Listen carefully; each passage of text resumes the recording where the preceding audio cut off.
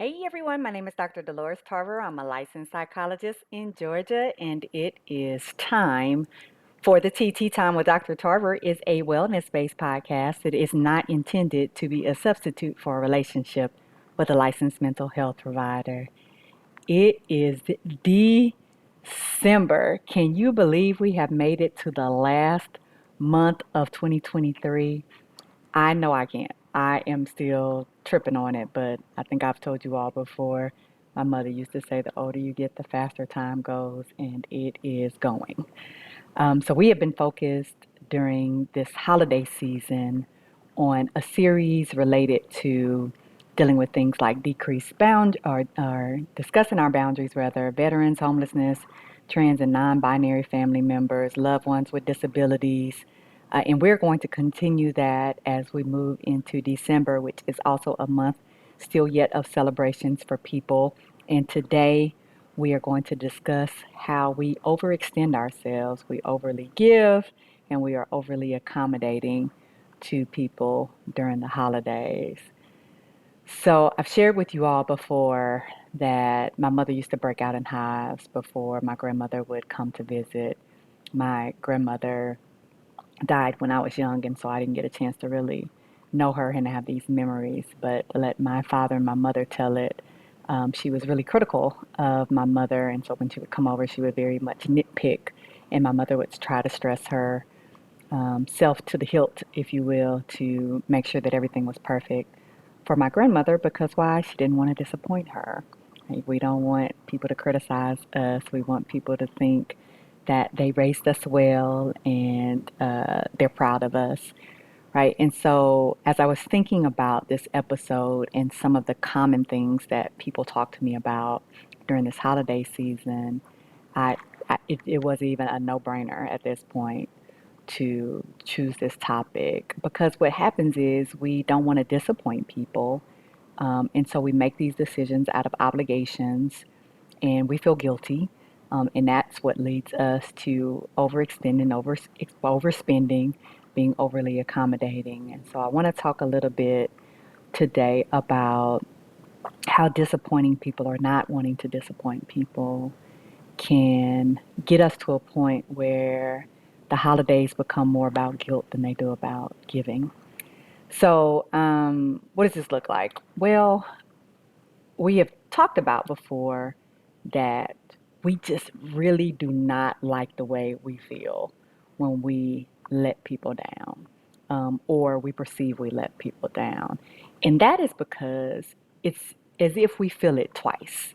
We internalize how we made this person feel, how we perceive they feel, how uh, they express their feelings, how they react. We internalize that. We feel responsible for that. And then on top of that, we have our own guilt about how our actions made someone else feel that we disappointed this person. So it's a twofer, if you will. Now, when we disappoint ourselves, it's just us. And a lot of us, honestly, we minimize ourselves and we don't place as much value on ourselves as we do as other people.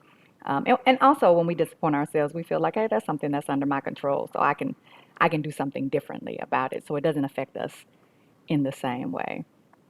And even when other people disappoint us, we still don't necessarily look at it in the same way that we do when we disappoint other people because we have such a huge capacity for forgiveness. We can forgive people to infinity and beyond, at times to our detriment. And so, unfortunately, it really only affects us on the strongest of levels, or twice the fun, if you will, when we disappoint someone who we really value or hold in high regard, or at the very least, someone whom we want to approve of us for whatever reason. Okay, so let me get refocused here. So, why do we respond the way that we do to disappointment, particularly during this holiday season? What does that look like? So we don't want to disappoint people, and we feel like, okay, so I need to make things perfect. What does making things perfect mean? Go big or go home, right? So sometimes we are financially, we're overspending. We're having these big, lavish celebrations. We may be paying for a lot of things out of our pockets. People will ask us to make things, bring things, purchase things. And even though we may not necessarily have the budget for it, because we're the dependable, we're the go-to, maybe we're the people in the family who financially has helped everyone else out, we feel like, okay, well, that's my responsibility. That's what people expect of me. I need to accommodate all their whimsies and their needs. If I'm trying to make someone, particularly who may not think very highly of me, who's critical of me, or maybe I'm trying to impress them, see me a certain way, then money is sometimes the way we do that. Lavish gifts. Maybe I'm buying gifts for everyone. I could be buying gifts for the checkout person at my grocery store because I want to maybe be perceived a certain way. Or maybe I've been in situations where I didn't have financially and I know what that feels like. And so I don't ever want to put anyone else in a situation where they can't get something they want or I feel that they deserve or just to have somebody show up for them. So I may overexpend and overextend in that way. Perhaps my finances have changed, but I'm used to doing things on a bigger level, maybe even for the kids. Maybe it's not even that I'm trying to financially impress other people outside of the home, but maybe I have kids and I want them to be able to have the same kind of Christmas they're used to having, even though my financial picture may look a little different. I could be making less. Maybe I got laid off. Um, Maybe I'm in a situation where I'm now part time. Maybe I'm out on disability. There could be a lot of different reasons why I don't have. Maybe there was a big financial expense before the holidays that I wasn't prepared for, and it took away money that typically would be available for the holidays. And so I just don't have it. But again, I don't feel like I can be honest with people about that because what? They might be disappointed in me if I don't show up financially? What if that makes them sad and they don't have a Christmas they deserve? What if a person is sick or maybe this is their last Christmas? We think that they'll make it. Um, they're dealing with some illness that they may not be around. And so I want to make sure that this last one is the one to remember, even if it is something that is going to put me into significant debt. I think sometimes we also have this fear of missing out, right? And so there might be other times where we overextend ourselves by going to all of the different places we're invited. Well, if I don't go, maybe something will happen. They'll have a memory that I won't be a part of. And then when we're together the next time, they'll all be joking and reminiscing about this thing that I missed, so I need to show up. So here you are overly committed to 25 parties, one per day, leading up to Christmas. But I think sometimes what ends up happening with that overextension of time is that there doesn't leave a lot of time for your self care. And so here I am trying to be everywhere with everyone, and then I end up neglecting myself because, again, what do we say? You can't serve two masters. I can't both do everything for you and do everything for me. One of us is going to end up not getting what we need, and likely that's going to be us, right? I'm going to take the hit because I don't want to disappoint you. I want to show up. Maybe you're used to me coming, maybe you are used to me bringing certain things. Um, so maybe you're like, oh, well, I need your extra tables. I need your extra chairs. Hey, I'm not feeling really good. Can you come and help decorate for me? It may be that your parents are aging and they still want to have that beautiful holiday house. And so they've got you putting up all these lights and 15 rooms with Christmas decorations. It's wearing you out. You got to clean the house before you do it and go pull this stuff out of the attic or the storage unit or the garage and unbox this stuff and pull all this stuff out and get right. And it's wearing you out, but you don't have the heart to tell them that you're not in a position to keep doing that. Now you are having some health problems, lifting this stuff, getting this stuff out, moving it. And for what? Like we get it out and then people are over here for 2 seconds and then I gotta be the one that's gonna come over here and put it up. Nobody's gonna put it up for me. So I'm helping you. I brought tables to your house, chairs to your house. I brought five of the seven dishes that you were supposed to be preparing yourself, right? And so I've overextended myself because I want to say, well, I'm a person of my word. I told you I was going to do it, or maybe I've done it before. It's hard for me to tell you I can't do it anymore. I don't want to seem like I'm flaky. I want to be the one that can be counted on. I want to make sure that people continue to invite me because maybe you won't invite me if I say no, or maybe you won't invite me if I don't come this year and I say, oh, hey, I won't be able to make it. Maybe I won't get an invitation back the next year.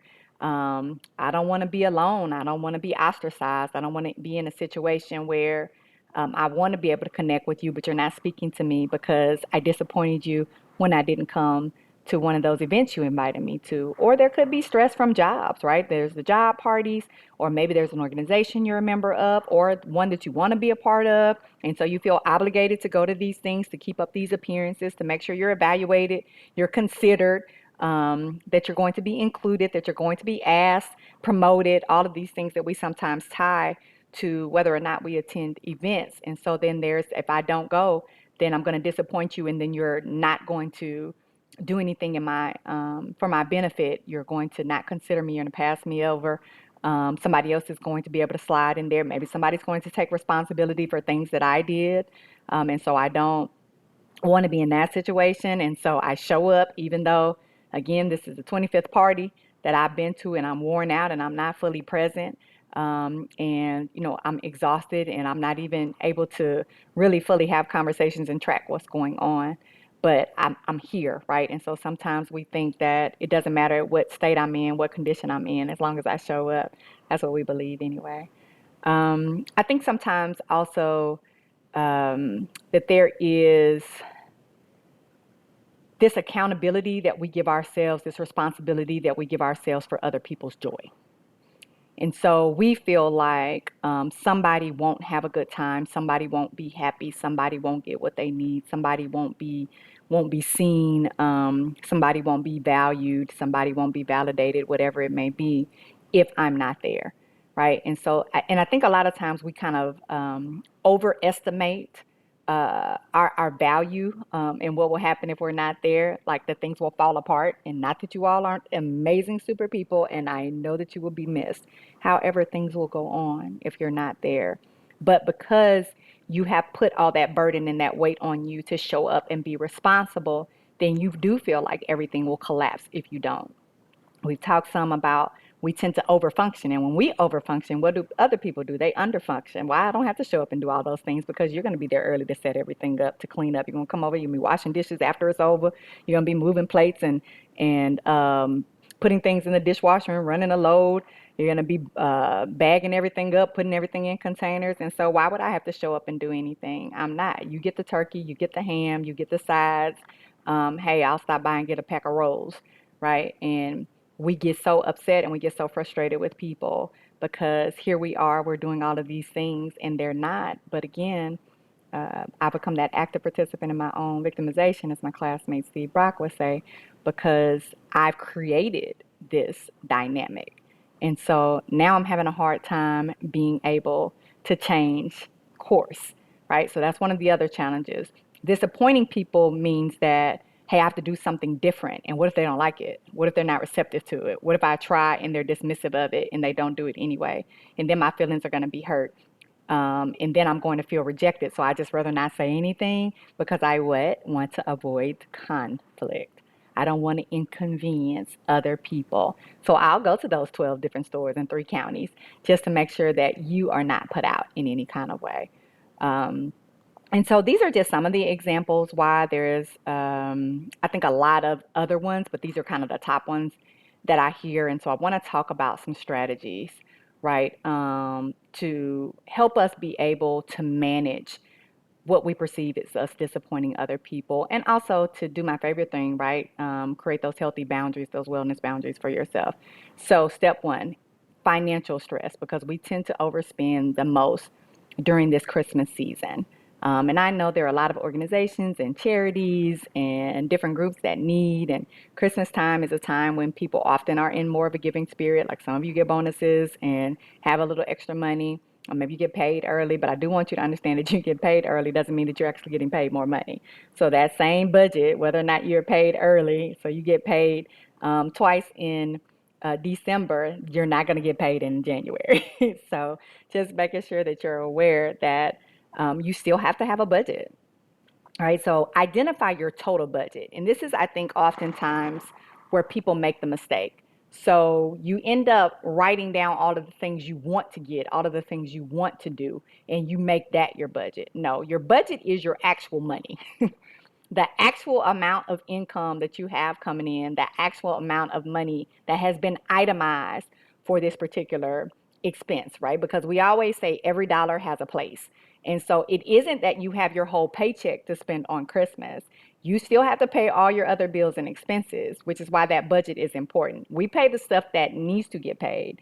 You don't need to be putting your mortgage money, your rent money, your car note money, your electricity money, your gas, water money on Christmas. You need to pay all of those things. And then whatever you have left, that's your budget. And I know for some of you, you do not like that because it's like, I won't be able to buy anything. That's the reality. Some of us are not in a position to be buying all of these things. And so that's why we have to itemize based on the budget, because that is what will allow you to be able to determine what is something that is a necessity and what is something that is a like, is a want, is a desire, right? Now, what you can do is a few different things, right? If you want to have more money, that means you need to put money away during the whole year. Don't just wait until November, December, October to start putting your Christmas money away. Take, if you know what you would like to have to spend, you take that and you divide that by 12. And so by the time month 12 comes, you've saved up that money, but that means you can't touch that money. You have to put that money in an account. People call it a Christmas account, and keep it there so you have it. The other thing is that you could potentially do some extra work leading up to the holidays. So maybe you want to 6 months away from Christmas, you want to start working some overtime, getting some extra money, and that can go in there so you can have extra money. Or you can cut your expenses leading up to so that you have more money that's flexible for Christmas. However, again, the money is the money. So whatever you put away, whatever you have available, that is it. That's your budget, right? Some things you can do to maximize the amount of money that you have is buy after Christmas. There are 60, 70, 80% off after Christmas. So particularly if you know maybe you have kids in the family, maybe there's certain clothing items or Christmas trees, even decorations, as you're thinking about, hey, like we need some new decorations. The best time to get those are after Christmas. So instead of paying full price, which is inflated price for them leading up to Christmas, after Christmas, you can get that tree for 70% off. You can get those lights for 70% off. You can get those really nice ornaments that you like from Cracker Barrel for 70% off. So wait till then to update, and so that you're spending less money, but you're getting more bang for your buck. And then prioritize who gets gifts. I know that we have um, sometimes this belief that everybody should get a gift, but the reality is everybody does not need a gift. So prioritize who's going to get a gift. A lot of families go to pulling a name so that I'm only having to get one gift or a couple of gifts for a person, or we prioritize the kids. Now, if you've got 75 kids in your family, it might not be the best option for you, so you still might want to do some name pulling. But think about what that might look like for you so that you are maximizing expenses. You set a or maximizing your resources. You set an amount you're going to pay for a gift and you stick to that. Because some of you, your gift maximum is 25 and you're out here spending 75, right? So that's still defeating the point. So you can get a good $25 gift. You just may have to shop around, look at some different options, take advantage of some sales, use some coupons, but you can do that, right? And so you'll be able to be fiscally responsible with the resources you have. Also, do know that the holidays really aren't about gifts. They never were about gifts. Gifts is a commercialized way for businesses to be able to earn income. I'm not upset about it. Those people have families they need to support as well. However, you don't necessarily need to be supporting all of them, okay? So there are non-financial gifts that you can give for the holidays. We love to play games as family members and talent shows and taking all these great pictures. We can cook together. So we can go and volunteer together. So you don't have to be in a position where you're constantly giving outside of your means. This time is also about just spending it with people that you love and care about and creating wonderful, joyful memories. You can do that without spending money or by spending very little money. Also saying no to financial requests. You don't have to explain that you can't give somebody else $7,000 for their Christmas to make sure for their, oh, well, I lost my job and the kids. I am so sorry to hear that. I'm going to send you some resources for some potential job offers, right? That's what I can do for you. That's what I can give you, but I can't give you money. And I think it's important for you to recognize that you don't have to keep explaining to people that you are not going to give them money. Like you set that boundary, and you maintain that boundary, people will eventually stop asking you when they know you're not going to give it to them.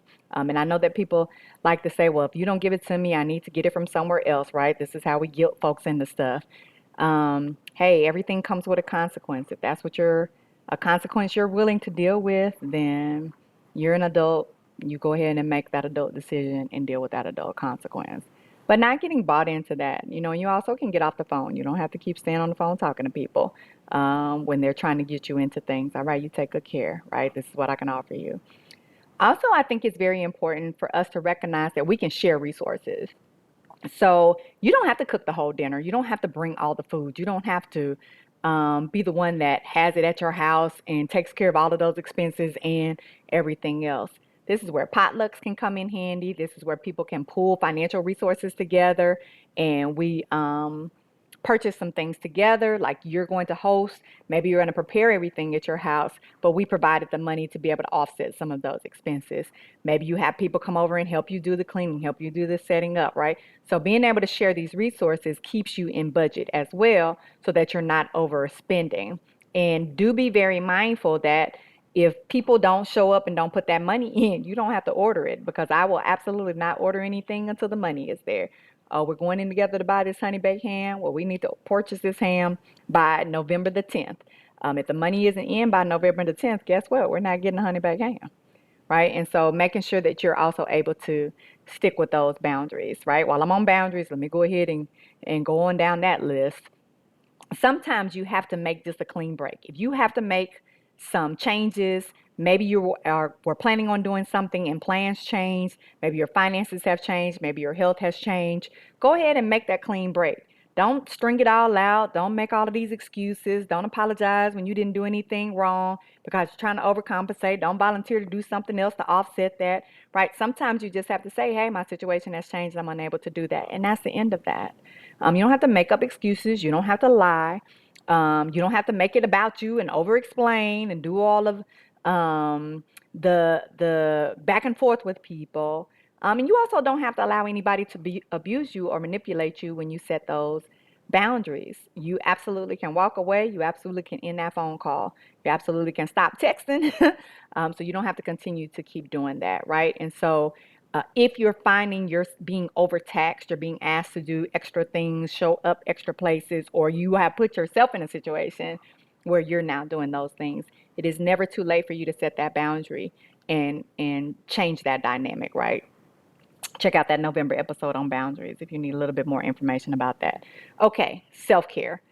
During the holidays, it's so very important to create that self-care schedule. And so you need to check in with yourself about what you're able to do in this particular year. This may have been a rough year for you for various reasons. You may be grieving. You may have, again, been separated, lost your job. You may have had a significant health issue that came up. You might be recovering from some different things. And so it's okay for you to check in with yourself and be able to ask yourself, okay, what am I currently able to do? Not what I've done in the past, not what do I want to be able to do, but what am I currently able to do? And what are the ways that I can get additional support for areas where I may feel like there's a lack, where I want to be able to do but can't? Can I designate somebody else to take over this task? Can I scale back? For those of you that have the resources, can I cater? Right? Like, so you don't need to be up in that kitchen, back burning, feet about to give out, knees wobbling, because you're trying to create this big old meal for people that are going to be in and out to 5 different houses, and they're not even going to stay over there and eat very much, or they're going to come and take 16 to go plates, right? And so you're still going to end up doing all of this work for what? Or you're going to have all these leftovers. So making sure that you're also checking in with other people. Sometimes we do things because they're tradition and we've been doing them, and we don't necessarily check in for our self-care and check in on other people and actually see, like, what is the expectation? Because one, if it's not a realistic expectation, then here's an opportunity for me to create a realistic expectation, because as we discussed, there is no perfection. So if somebody's going to come over here and they're going to be criticizing my baseboards, then maybe they don't need to come over here. As we talk about only going to and creating safe spaces. And so you have the capacity to decide who's going to come into your space. You also have the capacity to decide where you're going to go, what time you're going to leave, and if you need to take a break. And then there's also the capacity to be able to have alternate events, right? So just because you're used to doing Thanksgiving all the time over here doesn't mean you can't make a change this year. Maybe you want to do something different this year for various reasons, or you don't have to go to that same holiday party every year. Maybe you want to alternate. Like I got 25 invitations, let me mix it up. This year I'm going to try a different place that I don't usually go. And then I'll rotate around so I eventually get to everybody's holiday party over the years, but I don't feel so stressed and pressed to have to get to everyone's in this particular year. And then also, I think that it's very important for us to be able to take some time to really think about what do I need to do in preparation to get ready and go out. Some of you are socially anxious. Some of you get very overwhelmed very easily. Some of you are trying to balance the people in your family who you want to see for various different reasons, but they're not necessarily people that you want to stay with for long periods of time. Or maybe you have some people that are in hospice or in hospitals or in care facilities, and you want to go spend some time with them, right? And so making sure that you're doing the self-care that you need to do before you even go out. Deciding, breaking up those days. Maybe I don't want to do that every day for 5 days. You might have a week off of work. You don't want to spend every day doing some kind of caregiving activity or overextending yourself. What are your days that you're going to rest? And so as you're thinking about what you need, you get to decide that first, and then you build the other things around your schedule instead of building your schedule around everyone else. All right. And last on the list, dealing with that disappointment. It's very important that you accept that you cannot buy anybody's love and acceptance. I want you to know that, again, there's no such thing as perfect. And I also want you to know that unconditional love is just that, it is unconditional. So you do not have to prove yourself to someone. You don't have to continue to carry on the legacy of the dependable one, the one that, oh, well, you always do everything, right? You don't have to do any of those things. All of those things can stop, and people will be okay. Because what you want to do is be able to understand what's a realistic expectation, because some of us are operating out of unrealistic expectations, and we have set a bar so high for how we have to show up for people. We don't really understand that is not healthy, nor is it normal, and it's definitely not anything that you can maintain. But that will mean you're going to have to sit in some discomfort. Guess what? People aren't going to always like when you make changes about how you've been in their life, particularly if it benefited them more than it benefited you. That doesn't mean you're wrong. And it also means that they will adjust. So allow yourself to be uncomfortable. It'll pass. But you'll never get to the other side of that feeling of disappointment if you don't, disappointing other people, if you don't allow yourself to sit with it and realize the world is not going to fall apart. This person, if they are a person that loves you, they're going to still be there. If they were a person that's using you, then it is absolutely better for you if you let them go. So if they don't call, it's okay for you to be sad, but do recognize that that wasn't a loving relationship and is not one that was benefiting you, and that it needed to die in 2023 anyway. Okay, so we don't need to carry that into 2024. I think it's also, because you know you're going to get this plug for therapy, it's also important for us to understand the origins of our difficulty with being able to deal with disappointment. Because it may be that after you resolve that, you find that it's much easier for you to set those boundaries because you're no longer personalizing and feeling responsible for other people's reactions, their behaviors, or their emotions. And it's important for you to take a look at your core values because, again, if I put more worth into how you feel person, into what you value person, then I'm not going to be able to really prioritize and take care of myself, right? Because I'm going to be so other focused that I'm not going to see me as having that value. So that work is really important to be able to get underneath the nature of why it is difficult for me to disappoint people and that I perceive things as disappointment that may not be. So I'll leave you with this. Sometimes when things or people are too expensive for you to maintain, you may need to put them back and pick up something that is within your price range. You deserve a guilt-free holiday. So be well.